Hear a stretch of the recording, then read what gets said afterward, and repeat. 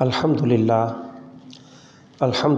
وکفیٰ والصلاة والسلام علی عبادہ الذین اصطفیٰ خصوصاً علی افضلہم وخاتم النبیین محمد الامین وعلی آلہ واصحابہ اجمعین اما بعد فاعوذ باللہ من الشیطان الرجیم بسم اللہ الرحمن الرحیم یا ایہا الذین آمنوا استعینوا بالصبر والصلاۃ ان اللہ مع الصابرین ولا تقولوا لمن يقتل في سبيل الله اموات بل احیاء ولكن لا تشعرون وَلَنَبْلُوَنَّكُمْ بِشَيْءٍ مِّنَ الْخَوْفِ وَالْجُوعِ وَنَقْصٍ مِّنَ الْأَمْوَالِ وَالْأَنفُسِ وَالثَّمَرَاتِ وَبَشِّرِ الصَّابِرِينَ الَّذِينَ إِذَا أَصَابَتْهُم مُّصِيبَةٌ قَالُوا إِنَّا لِلَّهِ وَإِنَّا إِلَيْهِ رَاجِعُونَ اولئک علیہم صلوات من ربہم ورحمہ واولئک هم المہتدون۔ صدق اللہ العظیم وصدق رسولہ الکریم۔ رب اشرح لی صدری ویسر لی امری واحلل عقدۃ من لسانی یفقہوا قولی۔ اللہم ارنا الحق حقا وارزقنا اتباعہ وارنا الباطل باطلا وارزقنا اجتنابہ۔ اللہم الہمنا رشدنا وعذنا من شرور انفسنا آمین یا رب العالمین۔ اللہم صلی علی محمد وعلی آل محمد وبارک وسلم۔ معزز سامعین کرام، آج کی درس قرآن کی اس نشست میں ہمارے زیر نظر سورۃ البقرہ کی 5 آیات، آیت نمبر 153 سے لے کر آیت نمبر 157 یعنی 157 تک انشاءاللہ یہ جو 5 آیات ہیں ابھی میں نے آپ کے سامنے تلاوت کی ہے، مشہور و معروف آیات ہیں، اور میرا غالب گمان یہی ہے کہ تقریباً ہم سب کو یہ آیات جو ہیں یہ حفظ ہوں گی۔ اس سے پہلے کہ ان آیات کے حوالے سے ہم گفتگو کا آغاز کریں، اس کا پس منظر جو ہے وہ جان لینا ضروری ہے۔ اللہ سبحانہ و تعالیٰ نے جیسے سورۃ البقرہ کے اندر ان آیات کو نازل فرمایا ہے۔ سورۃ البقرہ کا اگر چھوٹا سا مختصر سا تعارف میں آپ کے سامنے رکھوں تو وہ قرآن کریم کی متن کے اعتبار سے طویل ترین صورت ہے، 40 رکوعوں پر مشتمل ہے اور غالباً 286 اس کی آیات ہیں، اور اس کی عظمت صرف متن کے حوالے ہی سے نہیں ہے بلکہ اللہ کے نبی صلی اللہ علیہ وآلہ وسلم نے قرآن کریم کی عظیم ترین صورتوں میں اس سورہ مبارکہ کو شمار کیا ہے۔ حضور صلی اللہ علیہ وآلہ وسلم ارشاد فرماتے ہیں کہ ہر شے کی ایک چوٹی ہوتی ہے اور قرآن کریم کی چوٹی سورۃ البقرہ ہے۔ پھر اس کے علاوہ رسول اللہ صلی اللہ علیہ وآلہ وسلم نے ارشاد فرمایا ہے، ان کو ایک نام دیا ان کو اور سورہ آل عمران کو الزہراوین، 2 انتہائی تابناک چمکدار صورتیں، اور روایات کے اندر آیا ہے حضور فرماتے ہیں کہ یہ صورت روز حشر بدلیوں کی صورت میں انسانوں کے اوپر نمودار ہوں گی اور سایہ بنیں گی اور سفارش کریں گی ان لوگوں کی کہ جو اس سورہ مبارکہ کا مطالعہ کرتے رہے ہوں گے۔ پھر تیسری بات اس سورہ مبارکہ کے عظمت کے حوالے سے حضور صلی اللہ علیہ وآلہ وسلم نے ارشاد فرمایا ہے کہ جس گھر کے اندر سورہ البقرہ کی تلاوت ہوتی ہے وہاں پر جن، جادو، آسیب نہیں رہ سکتے۔ حضور نے ارشاد فرمایا ہے کہ جادوگر اس سورہ مبارکہ کا مقابلہ نہیں کر سکتا، اور یہ بھی فرمایا کہ اس کا پڑھنا عظمت کا حامل اور اس کا ترک کر دینا حسرت ہے۔ یہ تو گویا اس کی عظمت کے حوالے سے چند باتیں آ گئیں جو کہ ضمنی طور پر آ گئیں، اصل اس کا مضمون جو ہے یہ حضور صلی اللہ علیہ وآلہ وسلم پر مدینۃ المنورہ کے اندر نازل ہوئی ہے، اور یہ بھی بات آپ پر واضح ہوگی کہ قرآن کریم کا وہ حصہ جو ہجرت سے پہلے نازل ہوا اسے مکی قرآن کریم کہا جاتا ہے، اس میں اگرچہ کہ حضور صلی اللہ علیہ وآلہ وسلم طائف کے اندر بھی تشریف لے کر گئے ہیں جو مکۃ المکرمہ کی حدود سے باہر ہے، لیکن پھر بھی اسے مکی قرآن ہی سے تعبیر کیا جاتا ہے، اور جو قرآن کریم کا حصہ ہجرت کے بعد نازل ہوا اسے مدنی قرآن کریم کہا جاتا ہے۔ متن کے اعتبار سے مکی قرآن کریم 2/3 ہے، جبکہ مدنی قرآن کریم 1/3 ہے۔ اس کے علاوہ اللہ کے نبی صلی اللہ علیہ وآلہ وسلم ہجرت کے بعد مختلف علاقوں کے اندر تشریف لے کر گئے، مختلف مہمات کے اندر آپ جاتے رہے، یہاں تک کہ فتح مکہ کے موقع پر مکۃ المکرمہ کے اندر بھی واپس تشریف لائے ہیں، لیکن بہرحال ہجرت کے بعد جو نازل ہونے والا قرآن کریم ہے اسے مدنی قرآن کریم ہی کہا جاتا ہے۔ تو یہ مدنی سورہ مبارکہ ہے۔ نمبر 2، یہ سن 2 ہجری کے اندر حضور صلی اللہ علیہ وآلہ وسلم پر نازل ہوئی ہے، اور اسے کہہ لیں کہ سورہ محمد کے بعد چاہے یہ سورہ مبارکہ جو ہے وہ نازل کی گئی ہے۔ سورہ البقرہ کے مضامین کا اگر جائزہ لیں تو یہ 40 رکوعوں پر مشتمل ہے۔ یہ 2 حصوں پر اسے آپ گویا کہ تقسیم کر سکتے ہیں۔ پہلا حصہ جو 18 رکوعوں پر مشتمل ہے اور اس کی آیات 152 ہے، 152۔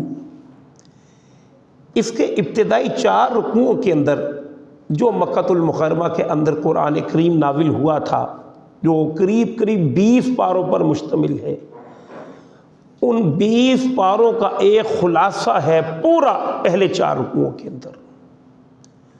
قرآن کریم کے عظیم ترین 4 رکوع ہے سورۃ البقرہ کے، جو ابتدائی 4 رکوع ہے۔ اس کے بعد 10 رکوعوں پر مشتمل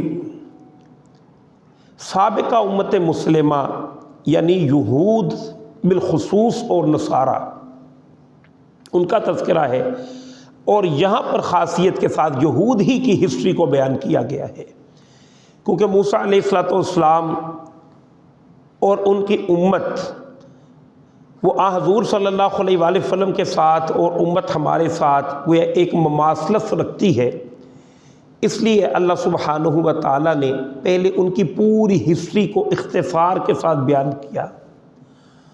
ڈاکٹر صاحب رحمہ اللہ ارشاد فرمایا کرتے تھے کہ ان 10 رکوعوں کا انداز فرد جرم کا سا ہے، کہ فرد جرم کے اندر تفصیلات نہیں ہوتی بلکہ جرائم جو ہیں وہ گنوا دیے جاتے ہیں۔ تو لہٰذا اللہ تعالیٰ نے ان 10 رکوعوں کے اندر یہ بات یوں بیان فرمائی کہ ہم نے یہ احسانات کیے، ہم نے یہ احسانات کیے، ہم نے یہ بھلائیاں کیں، اور جواباً تمہارا طرز عمل یہ رہا، تم یہ کرتے رہے، تم نے یہ نافرمانیاں کی، یہ بے وفائیاں تم سے سرزد ہوتی رہیں۔ گویا 10 رکوع اسی انداز سے ہے۔ گویا مسلمانوں کو پہلے ہی اللہ تعالیٰ نے آگاہ فرما دیا کہ اب تم امت بننے جا رہے ہو، تو تم سے پہلے بھی ایک امت تھی، جیسے وہ کہا ہے غالب نے، ریختہ ایک تم ہی استاد نہیں ہو غالب، سنتے ہیں اگلے زمانوں میں کوئی میر بھی تھا، پہلے بھی ایک امت گزری ہے، تو اسی طرح اب تمہیں امت بنایا جا رہا ہے، تو اس امت کے اندر جہاں جہاں سے خرابیاں داخل ہوئی تھیں وہ سارے راستے تم پر واضح کر دیے جائیں۔ اس کے بعد آخری جو 4 رکوع ہے پہلے حصے کے، اس کے اندر تحویلی قسم کے مضامین ہیں، اور انہی کے اندر پھر خانہ کعبہ کی طرف مسلمانوں کا رخ ہو جانا، امت مسلمہ کی تاسیس قرار دے دی گئی، وَكَذَلِكَ جَعَلْنَاكُمْ أُمَّةً وَسَطًا، گویا بنی اسرائیل کو معزول کر دیا گیا، اور اس کی جگہ نئی امت مسلمہ نبی محترم صلی اللہ علیہ وآلہ وسلم کی امت علی صاحبہ الصلاۃ والسلام وہ برپا کر دی گئی، اور 4 رکوع اسی مباحث کے اندر گزر گئے۔ اس کے بعد امت کے ساتھ بحیثیت امت اللہ تعالیٰ کا جو پہلا خطاب ہے امت مسلمہ سے وہ یہی ہے۔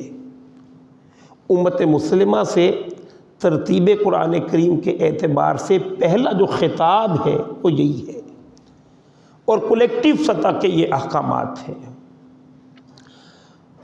اور یہ احکامات آئے کیوں، اگرچہ کہ وہ آگے بھی اس کی وضاحت ہو سکتی ہے، لیکن میں انٹرو میں ہی آپ کے سامنے رکھ دوں کہ امت اگر برپا کی گئی ہے تو اس کی کوئی نہ کوئی غرض تاسیس بھی ہے۔ آپ دنیا کے اندر کوئی ادارہ بنا لیں، آپ کوئی بھی فیڈریشن قائم کر لیں، اس کے کچھ نہ کچھ اغراض و مقاصد ہوا کرتے ہیں، ہے ایسا کہ نہیں؟ امت اللہ نے اتنا بڑا انسٹیٹیوٹ جو ہے وہ برپا کیا تو اس کے اغراض و مقاصد کیا ہیں؟ وہ کیوں برپا کی گئی؟ وہ اللہ تعالیٰ نے جب امت بنائی ہے وہیں پر ارشاد فرمایا اسی سورہ مبارکہ کے اندر کہ وَكَذَلِكَ جَعَلْنَاكُمْ أُمَّةً وَسَطًا، اور اسی طرح ہم نے اے مسلمانوں تمہیں درمیان کی امت بنایا ہے، لِتَكُونُوا شُهَدَاءَ عَلَى النَّاسِ، تاکہ تم لوگوں کے اوپر گواہ بن جاؤ اللہ تعالیٰ کے، اور رسول تم پر گواہ بن جائے۔ امت کا مطلب کیا ہے کہ وہ ذمہ داری انبیاء کی طرف سے، اللہ تعالیٰ کی طرف سے جو انبیاء پر بوجھ ڈالا جاتا تھا کہ اللہ کا پیغام لوگوں کے سامنے پہنچایا جائے، اسے پیش کیا جائے اور اسی ہدایت کے مطابق اپنے جو ضابطے ہیں وہ مقرر کیے جائیں۔ اب کوئی پیغمبر نہیں آئے گا، لہذا اب پوری نوع انسانی کے اوپر شہادت علی الناس کی ذمہ داری اے مسلمانوں تم نے ادا کرنی ہے، اس امت مسلمہ نے ادا کرنی ہے۔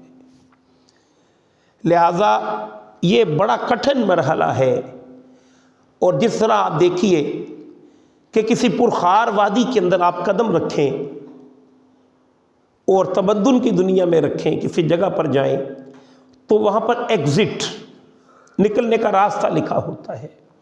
عربی کے اندر دیکھیں گے تو مخرج ہوگا، جیسے حدیث کے اندر ایک یہ لفظ آیا ہے کہ رسول اللہ صلی اللہ علیہ وآلہ وسلم نے ایک مرتبہ جناب علی رضی اللہ تعالی عنہ سے ارشاد فرمایا کہ ان قریب بہت سارے فتنے رونما ہوں گے، تو انہوں نے آگے فوراً پوچھا مل مخرج منہا یا رسول اللہ، اے اللہ کے رسول صلی اللہ علیہ وآلہ وسلم ان فتنوں سے نکلنے کا راستہ کیا ہے؟ تو گویا نکلنے کا راستہ، وے آؤٹ، وہ کیا ہے؟ اللہ تعالیٰ نے یہ ذمہ داری رکھی، اب گویا کہ ہدایات فراہم کر دی ہیں، پورا ایک مینیفیسٹو دے دیا کہ یہ حالات جو ہیں اس ذمہ داری کے اندر تم پر وارد ہو کر رہیں گے، لہذا نکلنے کا راستہ کیا ہے وہ ابتدائی آیت کے اندر بیان فرمایا، اور پھر اس کے بعد اگلی جو 4 آیات ہیں ان 4 آیات کے اندر کرنے کے جو کام ہیں بحیثیت امت، ان کا اللہ تعالیٰ نے تذکرہ فرمایا ہے۔ تو اللہ کا نام لے کے سورت ان آیات کا آغاز کرتے ہیں۔ فرمایا یا ایھا الذین آمنوا، اے وہ لوگوں جو ایمان لائے ہو۔ قرآن کریم کی عمومی دعوت جو ہے وہ پوری انسانیت کے لیے ہے، جیسے قرآن کریم ہی کے بارے میں ایک جگہ ارشاد فرمایا یا ایھا الناس قد جاءتکم موعظۃ من ربکم، اے سارے انسانوں تمہارے پاس تمہارے رب کا وعظ اور موعظہ یہ قرآن کریم کی صورت میں آ گیا۔ اور پہلے ابتدائی 4 رکوع جس کے بارے میں نے عرض کیا سورہ بقرہ کی ابتدائی 4 رکوعوں کے بارے میں، کہ ان 4 رکوعوں کے اندر اللہ سبحانہ و تعالیٰ کی طرف سے جو مکہ المکرمہ کا 20 پارے ہیں اس کا خلاصہ آیا، تو اس میں بھی جب دعوت کی بات پیش کی گئی تو لفظ یا ایھا الناس اعبدوا ربکم، اے وہ لوگوں سارے انسانوں اپنے رب کی عبادت و بندگی کرو۔ خطاب ساری انسانیت سے ہے، اور یہ بات آپ پر منکشف ہے کہ حضور صلی اللہ علیہ وآلہ وسلم سے پہلے جتنے بھی انبیاء تشریف لائے ہیں وہ مختلف علاقوں کی طرف، مختلف قوموں کی طرف پیغمبر بنا کر بھیجے گئے ہیں، جبکہ حضور صلی اللہ علیہ وآلہ وسلم ان حدود و قیود سے ماورا ہے۔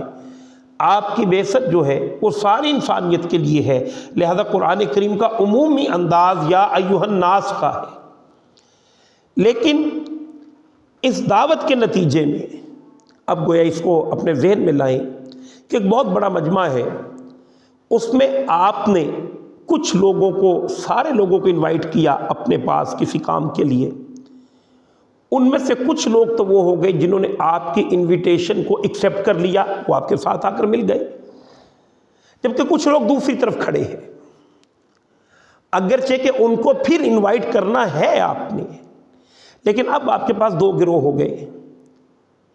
یہ کون سے دو گروہ ہیں؟ اگر اس سینس میں کہیں، جیسے میں نے کہا ایک گروہ تو آپ کا اپنا ہے، جنہوں نے فوراً ہی آپ کے انویٹیشن کو ایکسیپٹ کیا، وہ آپ کا اپنا گروہ ہے، اور دوسرا وہ بھی اپنے ہی ہیں لیکن بہرحال ابھی تک وہ مغایرت برت رہے ہیں۔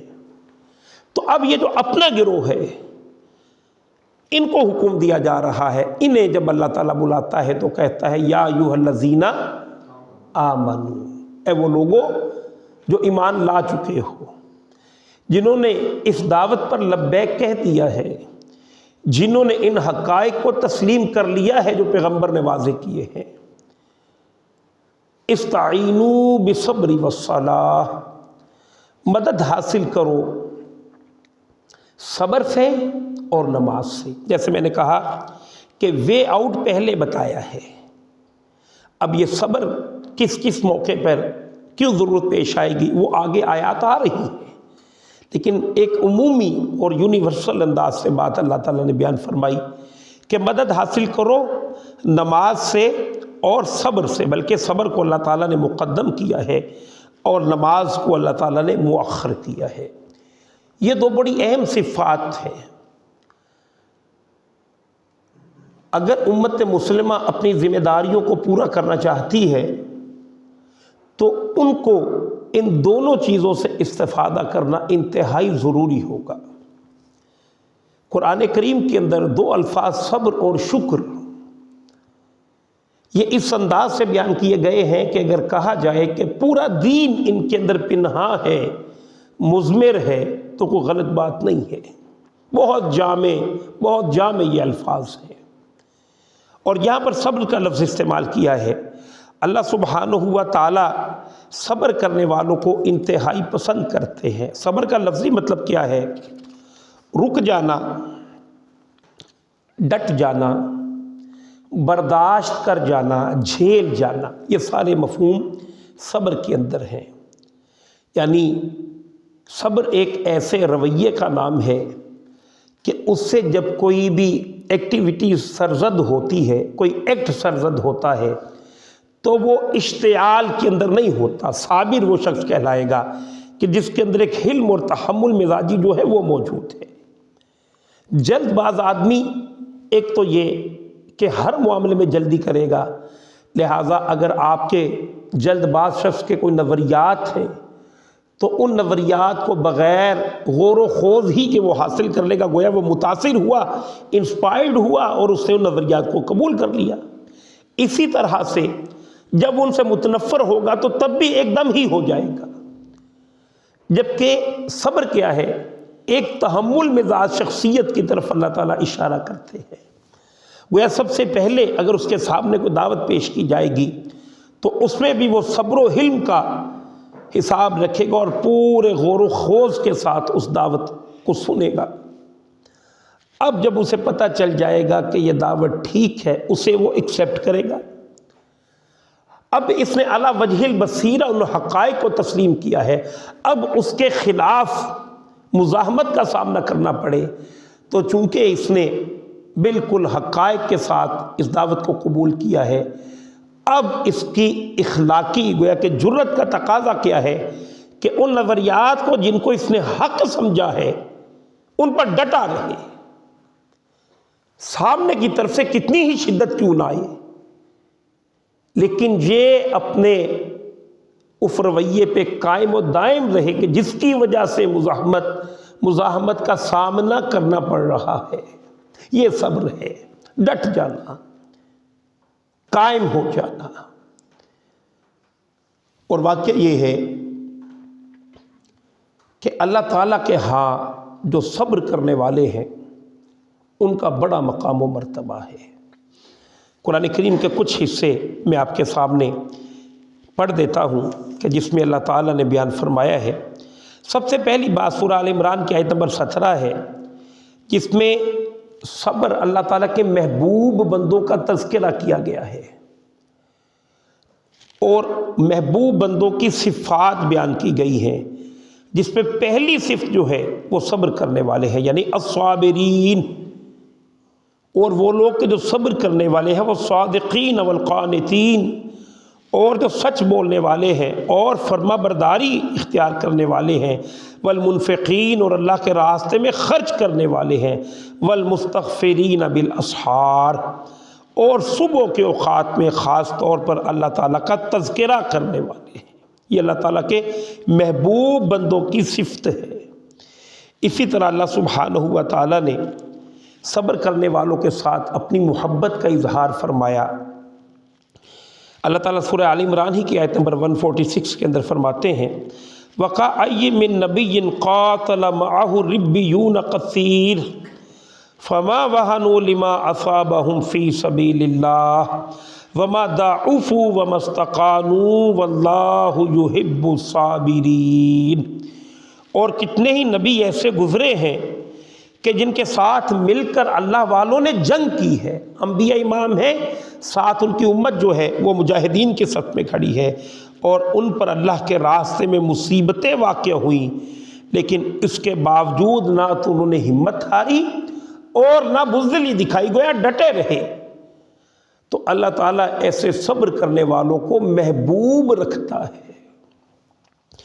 آگے اللہ سبحانہ و تعالیٰ نے مزید ارشاد فرمایا ہے کہ اللہ کی تائید و نصرت جو صبر کرنے والے ہیں، جو اپنے موقف پہ ڈٹنے والے ہیں، ان کے ساتھ ہے۔ لہذا فرمایا، کم من فئۃ قلیلۃ غلبت فئۃ کثیرۃ بإذن اللہ، فئۃ کثیرۃ بإذن اللہ واللہ مع الصابرین۔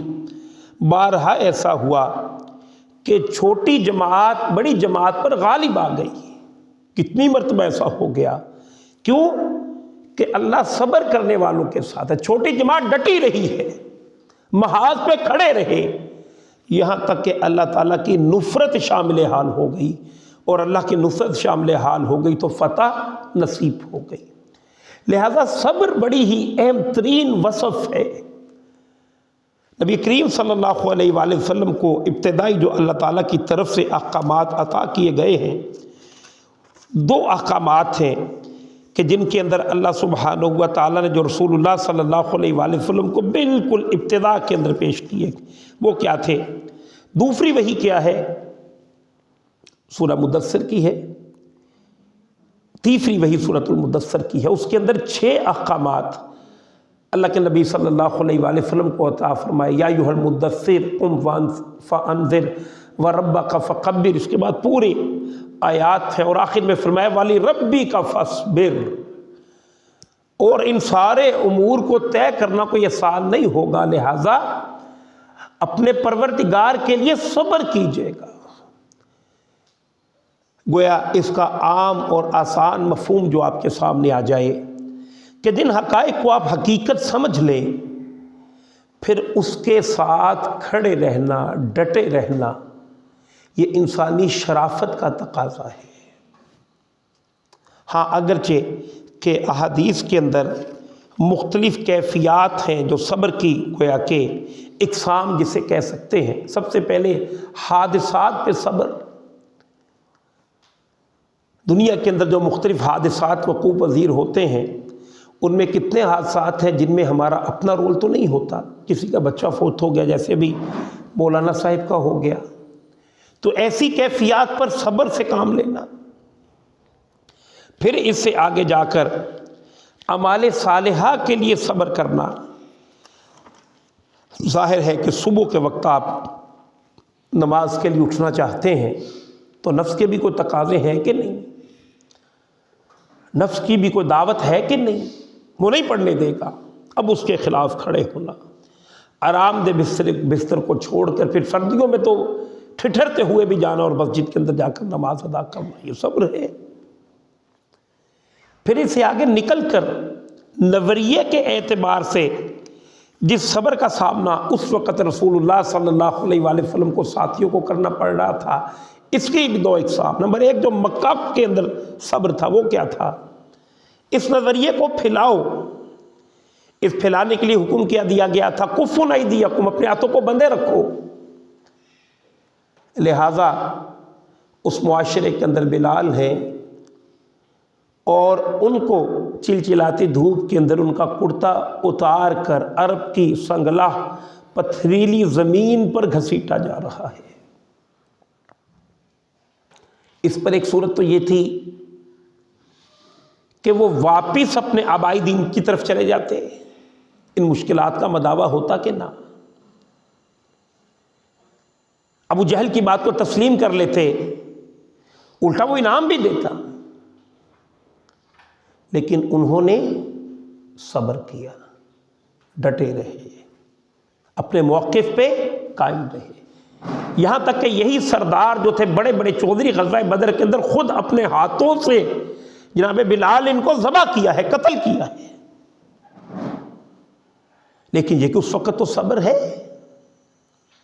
اور ایسی بھی کیفیات گزری ہیں کہ اماں سمیہ کا واقعہ میں نے بار بار آپ کو فرمایا وہ باز آ سکتی تھی، مٹ سکتی تھی، رسول اللہ نے یہی انہیں تعلیم کیا، اس پر آل یاسر ہے، یاسر کے گھر والوں صبر کرو۔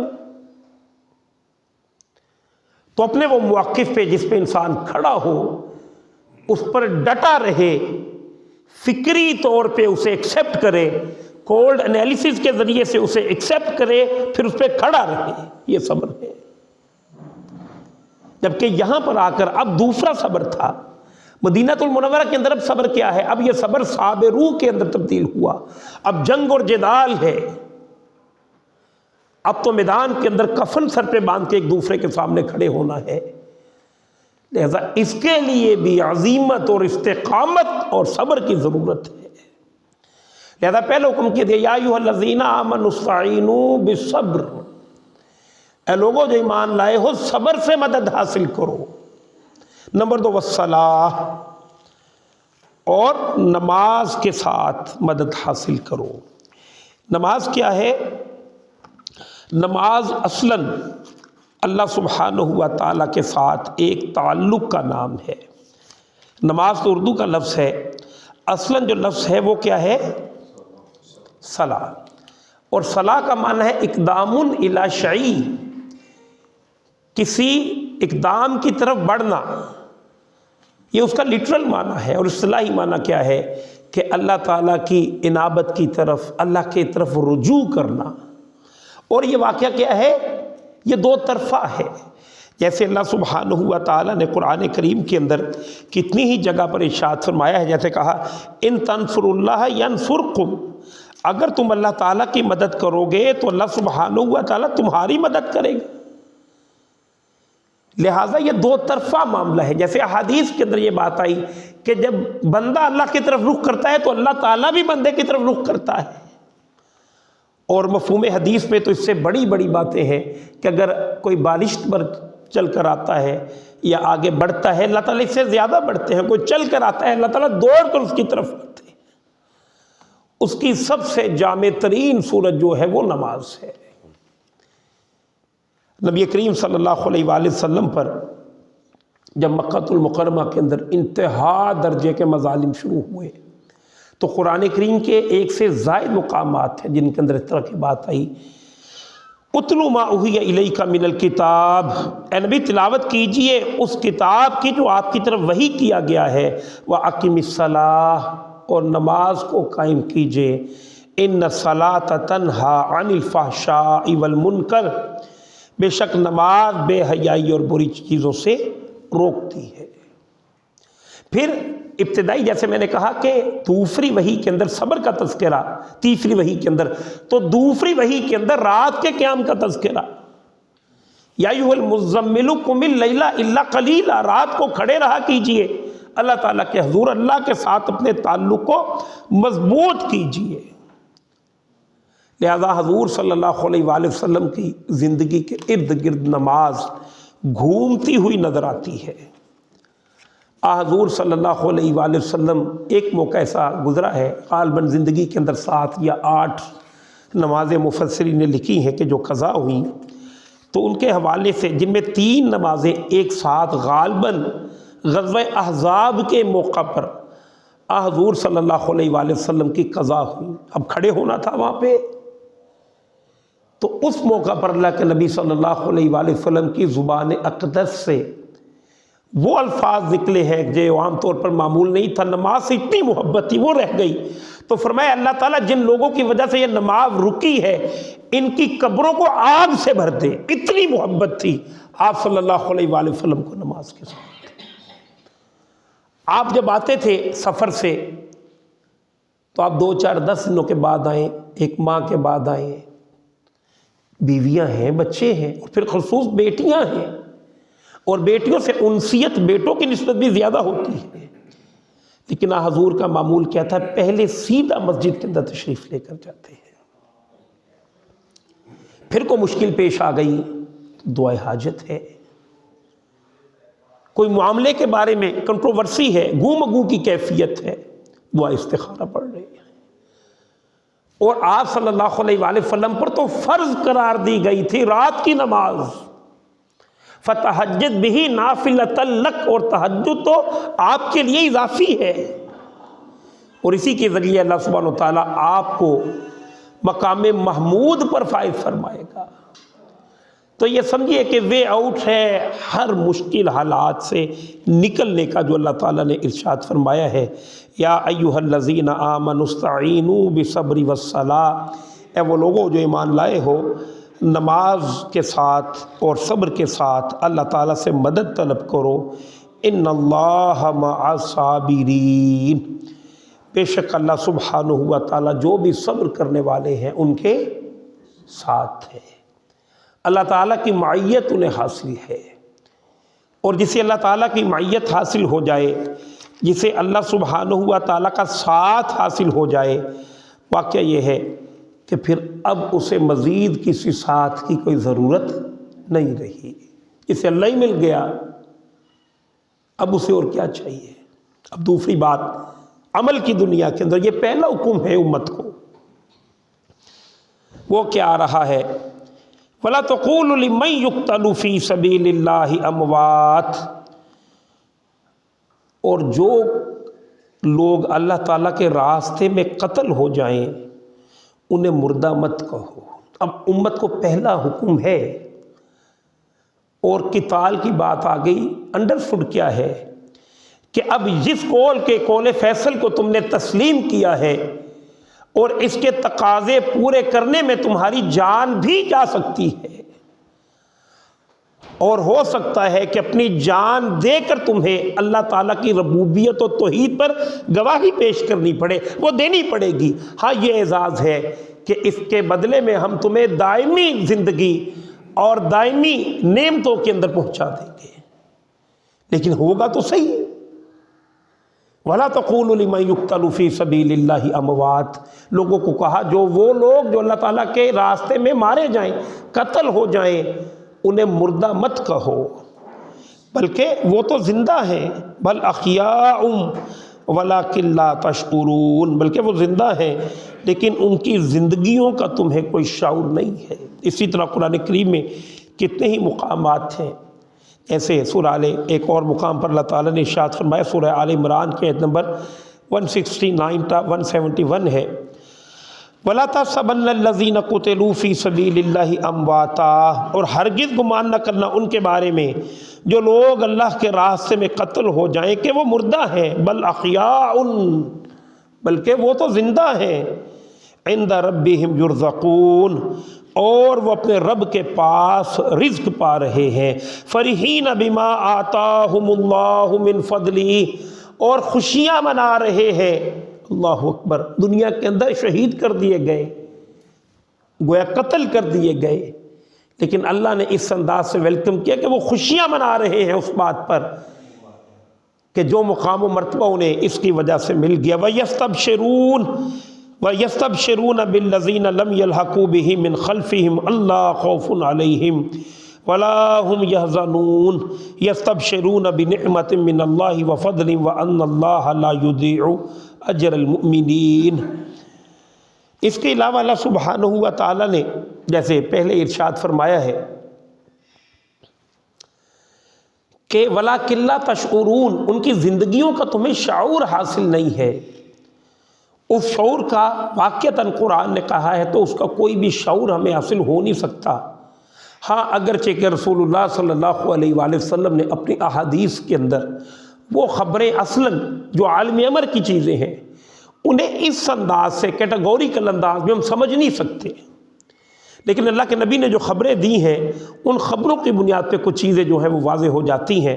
لہٰذا حدیث مبارکہ ہے، رسول اللہ صلی اللہ علیہ وآلہ وسلم نے فرمایا، صحابی ارشاد فرماتے ہیں عبداللہ ابن مسعود رضی اللہ تعالیٰ عنہ کہ ہم نے اس آیت کے بارے میں نبی پاک سے پوچھا وَلَٰكِن لَا تَشْعُرُونَ، تمہیں اس کا شعور نہیں ہے کہ اس آیت سے اللہ کے نبی مراد کیا ہے۔ تو آپ صلی اللہ علیہ وآلہ وسلم نے ارشاد فرمایا کہ شہداء کی روحیں جنت میں سبز رنگ کے پرندوں کی صورت میں ہوں گی اور ان کے گھر قندیلوں کی طرح ہوں گے جو عرش کے ساتھ لٹکی ہوں گی۔ قندیلیں ہیں، گلوبز ہیں جو عرش کے ساتھ لٹکے ہوئے ہیں، اور وہاں پر آ کر ان شہداء کی ارواح کا ٹھکانہ ہے، اور ویسے وہ جنت کے باغات کے اندر چلتی ہیں، پھرتی ہیں، اڑتی ہیں، جنت کی نعمتوں سے مستفید ہوتی ہیں۔ وہ جنت میں سیر کریں گے جہاں چاہیں گے، پھر اپنی قندیل میں آ کر بیٹھ جائیں گے۔ ان کا رب پوچھے گا تمہیں کسی شے کی خواہش ہے؟ وہ کہیں گے ہمیں کسی شے کی خواہش نہیں۔ یہاں تک کہ رب تعالیٰ 3 مرتبہ پوچھے گا کوئی اور چیز چاہیے؟ تم نے دنیا کے اندر اپنی جان کے ذریعے سے میری وحدانیت پر شہادت دی ہے، گواہی پیش کی ہے، بتاؤ تمہیں اور کچھ پیش کیا جائے؟ 3 مرتبہ رب تعالیٰ پوچھے گا، وہ کہیں گے اللہ کچھ نہیں چاہیے۔ اور پھر جب 4تھی مرتبہ پوچھا جائے گا تو وہ کہیں گی پھر یہی ہے کہ ایک مرتبہ پھر دنیا کے اندر بھیج دے تاکہ پھر تیرے راستے کے اندر شہید ہو کر آ جائے، تیری یہ قربتیں اور محبتیں اور نعمتیں جو ہیں ان کے اندر اور اضافہ ہو جائے اور دوبارہ اس تک پہنچ جائیں، یہ رضائیں دوبارہ حاصل کر لیں، اس کے علاوہ کوئی حاجت نہیں ہے۔ تو اس پر اللہ سبحانہ و تعالیٰ خاموشی جو ہے وہ اختیار فرمائیں گے۔ آپ نے ایک صحابی کا نام سنا گا جعفر طیار، اصلاً جعفر بن ابی طالب ہیں، لیکن غزوہ موتا کے اندر اللہ کے نبی صلی اللہ علیہ وآلہ وسلم نے بھیجا، یہ رومن امپائر کے ساتھ جنگ تھی، تو اس بے دلی سے لڑے ہیں، جناب علی رضی اللہ تعالیٰ عنہ کے بڑے بھائی ہیں، اس بے دلی سے لڑے، اس بے دلی سے لڑے کہ جن لوگوں نے، محدثین نے یہ روایات نقل کی، مغازی کی کتب کے اندر موجود ہے کہ اللہ کے راستے کے اندر شہید ہوئے اور ان کے وجود اطہر پر 70 نشان تھے تلواروں کے، اور سارے کے سارے سینوں پر تھے، اور اس حال میں کہ ان کے دونوں بازو کٹ گئے اور انہوں نے جام شہادت جو ہے وہ نوش کیا۔ رسول اللہ صلی اللہ علیہ وآلہ وسلم تک جب یہ خبر پہنچی، آپ صلی اللہ علیہ وآلہ وسلم نے ایک موقع پر عجیب کیف کے عالم ارشاد فرمایا کہ جعفر نے دنیا کے اندر اللہ کے راستے میں اپنے 2 بازو کٹوائے تھے، اللہ تعالیٰ نے ان 2 بازوؤں کے بدلے میں اسے جنت کے اندر 2 پر عطا فرمائے ہیں، لہٰذا ان پروں کے ذریعے سے وہ جنتوں کے اندر اڑتے پھرتے ہیں۔ اس کی وجہ سے جعفر طیار، اڑنے والا جعفر ان کا نام پڑ گیا رضی اللہ تعالی عنہ۔ تو یہ مقام و مرتبہ اصلاً دنیا کے اندر ہمیں اللہ تعالیٰ نے بھیجا ہے، امت کا جو مقصد ہے اس کے اندر اللہ کے غلبے کو بلند کرنے کی آخری جو صورت ہو سکتی ہے وہ ہے کہ اپنے راستے کے اندر جان دے دینا، اور واقع یہ ہے کہ یہ وہ عمدہ راستہ ہے کہ اس کے اندر اگر جان چلی جائے تو دنیا کے اندر تو یہ محسوس ہوتا ہے کہ شاید یہ بڑی پسماندگی کی موت جو ہے اسے آ گئی، لیکن حقیقت کے اعتبار سے یہ کہ یہ نعمت اللہ عطا فرماتا ہے۔ اور جتنے بھی صلحاء وفات پا جائیں، اگرچہ کہ وہ جنتی ہی کیوں نہ ہو، لیکن جنت کے ٹھکانوں تک پہنچنے کے لیے انہیں قیامت کا انتظار کرنا پڑے گا۔ احادیث کے اندر میکسیمم جو چیزیں ہیں کہ جنت کی طرف سے ایک کھڑکی جو ہے وہ کھول دی جاتی ہے، داخلہ تو بھی نہیں ہے، داخلہ تو علیین یا سجین میں ہے، لیکن جب کوئی شہادت حاصل کر کے اللہ کے حضور میں پہنچتا ہے تو اللہ فرماتا ہے قیل ادخل الجنہ، کہ داخل ہو جا میری جنت کے اندر۔ یہ واقعہ لمبا ہے، سنانے کا وقت نہیں ہے۔ گویا کہ شہید کو ضرورت نہیں پڑے گی کہ وہ قیامت تک کا انتظار کرے، بلکہ اللہ سبحانہ و تعالیٰ اسے فوراً ہی جنت کے اندر بھیجتے ہیں۔ اور اسے اپنی نعمتوں سے مستفید فرماتے ہیں۔ اب وہ بات آئی ہے کہ جس کے نتیجے میں جس کے لیے صبر کی بھی ضرورت ہے، نماز کی بھی ضرورت ہے، اور کچھ لوگوں کو سر پر کفن باندھنے کی بھی ضرورت ہے۔ 3 چیزوں کا تذکرہ آیا نا، نماز، صبر اور شہادت فی سبیل اللہ۔ اس کی ضرورت کہاں پیش آئے گی؟ اب وہ مرحلہ اللہ نے بیان فرمایا، فرمایا وَلَنَبْلُوَنَّكُمْ بِشَيْءٍ مِّنَ الْخَوْفِ وَالْجُوعِ، اور ہم تمہیں لازماً آزمائیں گے، ضرور آزمائیں گے۔ دنیا کا مقصد یہ آزمائش ہے۔ الذی خلق الموت والحیات لیبلوکم ایکم احسن عملا، ہم نے یہ جو زندگی اور موت کو ایجاد کیا ہے، اس کا مقصد یہی ہے کہ ہم جانچیں گے کہ جیسے میں نے کہا ایک انویٹیشن آئی، ان میں سے بہت سارے تو وہ ہیں جنہوں نے اس انویٹیشن کو رد کر دیا، اور کچھ ایسے بھی ہیں کہ جنہوں نے ایکسیپٹ کر لیا، جو اپنے قرار پائے۔ اب ان کو بھی اللہ تعالیٰ نے جانچنا ہے کہ آیا یہ آ تو گئے ہیں تو صدق دل کے ساتھ آئے ہیں کہ نہیں۔ لہذا کچھ محبتیں ہیں دنیا کے اندر جو ہر انسان کے ساتھ لگی ہوئی ہے، جیسے اللہ تعالیٰ نے ایک لٹمس ٹیسٹ کے طور پہ سورہ توبہ کی آیت نمبر 24 کے اندر 8 محبتوں کا تذکرہ کیا۔ قُلْ إِنْ كَانَ آبَاؤُكُمْ وَأَبْنَاؤُكُمْ وَإِخْوَانُكُمْ وَأَزْوَاجُكُمْ وَعَشِيرَتُكُمْ وَأَمْوَالٌ اقْتَرَفْتُمُوهَا وَتِجَارَةٌ تَخْشَوْنَ كَسَادَهَا وَمَسَاكِنُ تَرْضَوْنَهَا، یہ 8 محبتیں ہو گئی۔ فرمایا اگر یہ محبوب تر ہیں، احب الیکم من اللہ ورسولہ وجہاد فی سبیلہ، اور اگر یہ محبوب ہیں اللہ سے، اللہ کے رسول سے، اور اللہ کے راستے میں جہاد فی سبیل اللہ سے، فرمایا فتربصوا، تو جاؤ پھر ایک طرف جا کر کھڑے ہو جاؤ، حتی یأتی اللہ بامری، یہاں تک کہ اللہ تعالیٰ اپنا فیصلہ سنا دے، اور فیصلہ یہ ہے کہ اللہ تعالیٰ فاسقوں کو ہدایت نہیں دیتا، یہ اللہ کا فیصلہ ہے۔ لہذا فرمایا کہ اس زندگی کے اندر یہ مت سمجھنا کہ دائرہ اسلام کے اندر داخل ہو کر تم نے دنیا کے اندر ہمیشہ ہمیش کی راحت حاصل کر لی ہے، نہیں، یہاں پر تمہیں آزمائیں گے۔ ایک تو اس اعتبار سے تمہاری آزمائش بھی گویا 2 طرفہ ہوگی، ایک تو یہ کہ اللہ کے سامنے تمہاری صداقت واضح ہو جائے گی، اور دوسرا یہ کہ اس امت کے ذمے جو کام ہے، جو فرائض ہے، ان کی ادائیگی کی طرف بڑھو گے تو ان حالات سے گزرنا پڑے گا ہی، لا محالہ یہاں سے گزرنا پڑے گا، اس راستے سے گزرنا ہی پڑے گا۔ لذا فرمایا وَلَنَبْلُوَنَّكُمْ بِشَيْءٍ مِّنَ الْخَوْفِ، اور ہم تمہیں ضرور آزمائیں گے کچھ خوف سے۔ یہ وہ کیفیت ہے آج جو دیکھی جا سکتی ہے۔ 57 سے زیادہ اسلامی ملک، لیکن اس قدر خوف زدہ ان کے حکمران، اس قدر خوف زدہ کہ ان کے سامنے چھوٹے چھوٹے بچے، ان کی مائیں شہید کر دی گئیں۔ کتنی مائیں ہیں جن کے چھوٹے چھوٹے بچے ان کے سامنے ذبح ہو گئے، کتنے جوان مرد ہلاک کر دیے گئے اس جنگ میں۔ تم اتنا بھی نہیں کہہ سکے کہ ہم تیل کی سپلائی بند کر دیں گے، اتنا خوف تمہارے اوپر غالب آ گیا۔ علماء کرام کے دائرے کے اندر کیا کوئی سارے اکٹھے ہو کے علماء نے کوئی ایک ایسی پریس کانفرنس کر کے کوئی اعلامیہ پیش کر دیا کہ اگر یہ نہ ہوا تو یہ کریں گے؟ اپنے ذاتی مقاصد کے لیے تم بڑے بڑے دھرنے کر لیتے ہو، کیا اس مقصد کے لیے اکٹھے ہو کے روڈ بلاک کر کے کہہ نہیں سکتے کوئی قدم بڑھاؤ ورنہ ہم تمہیں حکمران نہیں رہنے دیں گے؟ یہ وہ خوف ہے جو حکمرانوں سے لے کر نچلے تمام طبقات تک چھایا ہوا ہے، پتہ نہیں کیا کر لے گا اسرائیل۔ حالانکہ اس عقیدے کو ماننے والے ہو کہ جس نے کہہ دیا کہ وَلَا تَقُولُوا لِمَن يُقْتَلُ فِي سَبِيلِ اللَّهِ أَمْوَاتٌ، اگر مر بھی جاؤ گے تو دائمی زندگی عطا کر دیں گے، اگر یہاں کا دانا پانی تم سے چھٹ جائے گا تو جنت کے اندر عطا کر دیں گے۔ لیکن یہ وہ کیفیت ہے اس خوف کی کہ جس سے نکلنے کی ضرورت ہے۔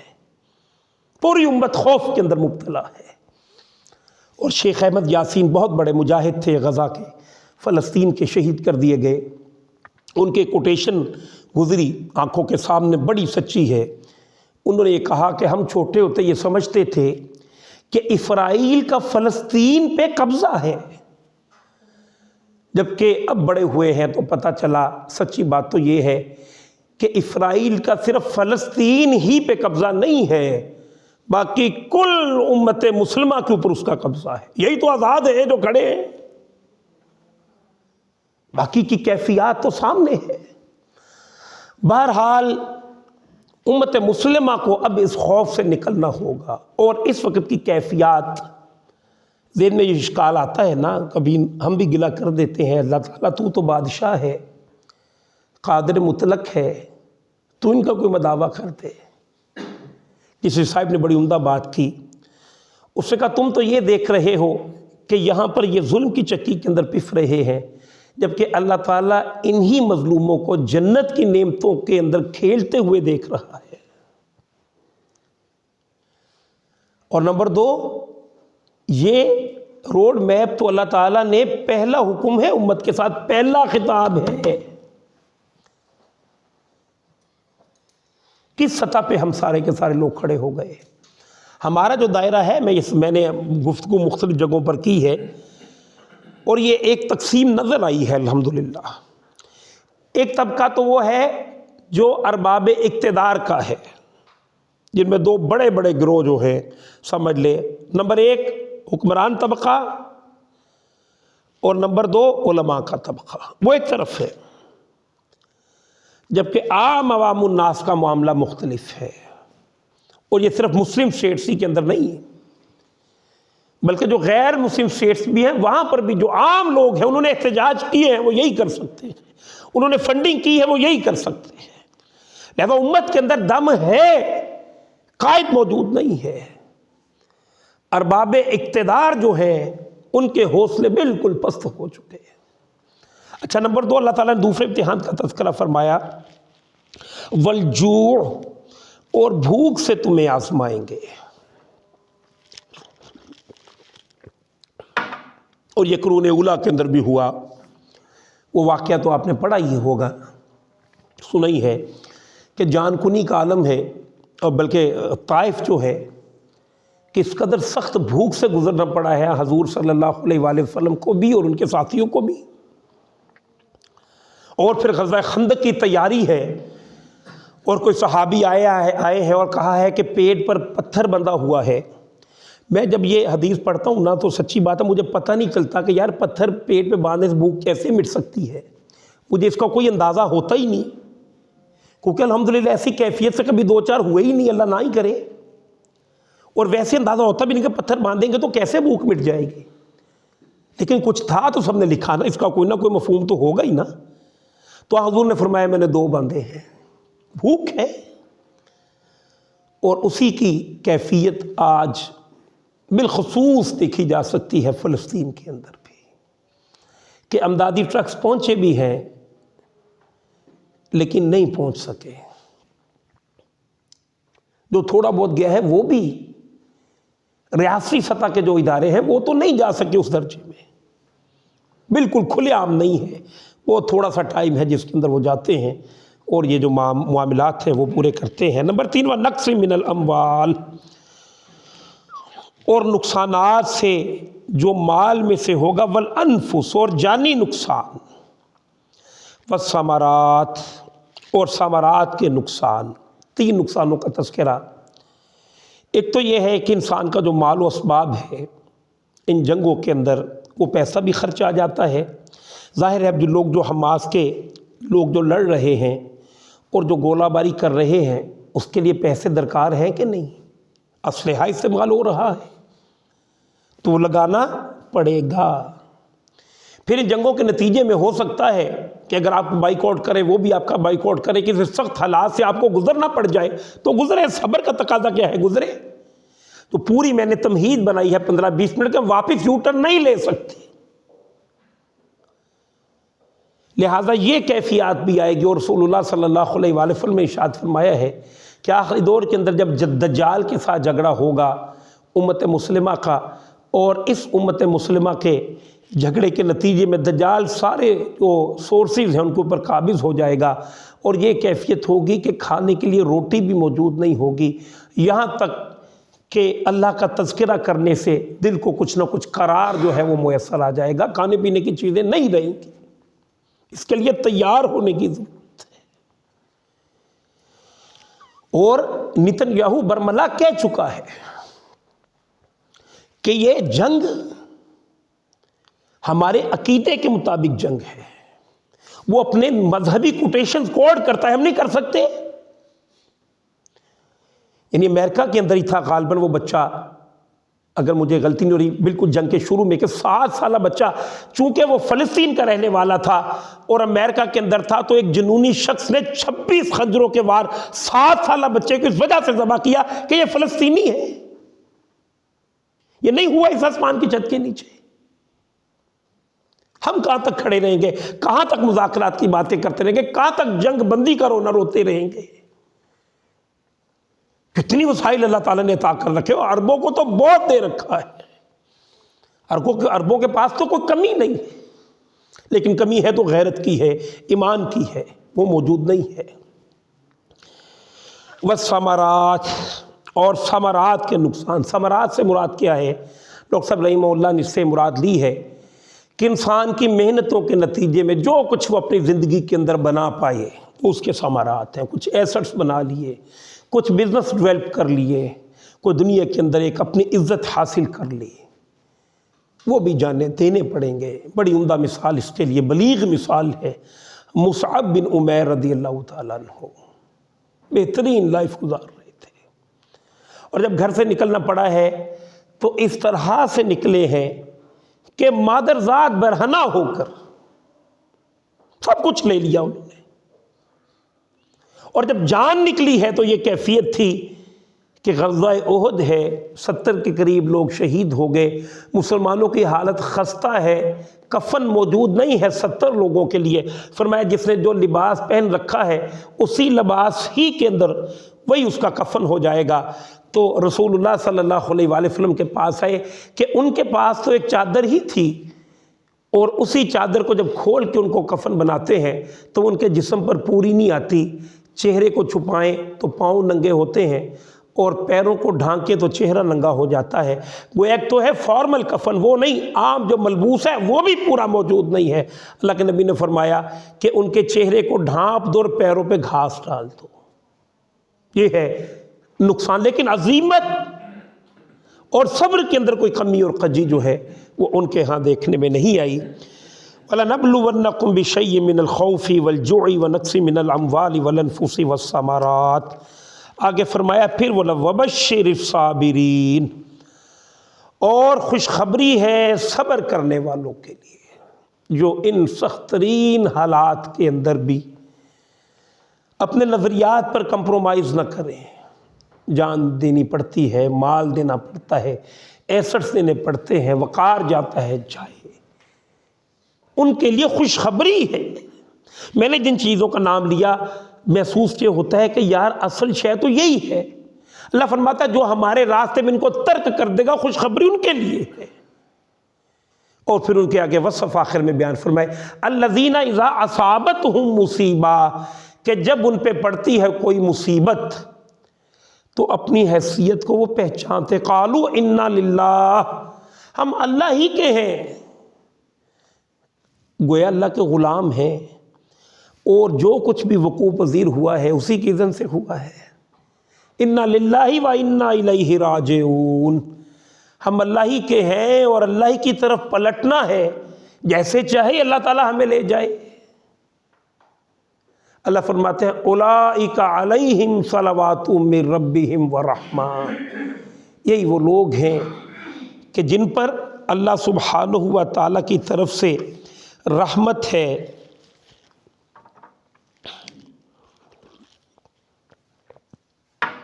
اور عنایتیں ہیں، وَأُولَئِكَ هُمُ الْمُهْتَدُونَ، اور یہی لوگ ہیں جو ہدایت یافتہ ہیں، جنہوں نے دنیا و آخرت کے اس سودے کے اندر اپنا رخ آخرت کی طرف کیا ہے، دنیا کی طرف کیا اتنا ہی